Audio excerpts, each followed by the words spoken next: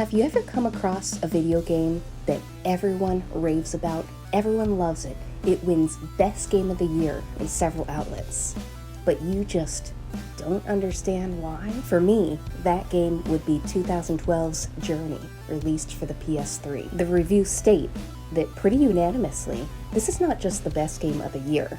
This is one of the best games ever made. It takes about 2 hours to play, and you control a robed figure in a vast desert, and you're traveling towards a mountain in the distance. I knew I had to play this game. When a game reviews that well, it's gotta be at least kind of good. Reviewers have credited it as a piece of art.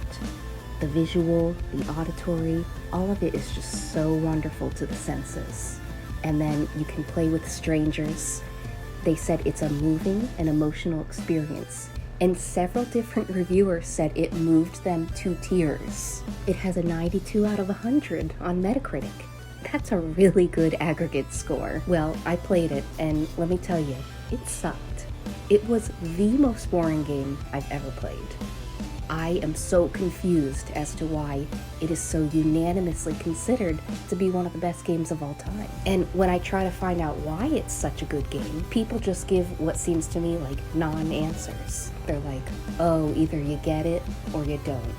Or they say, oh, it's more of an experience than it is a game.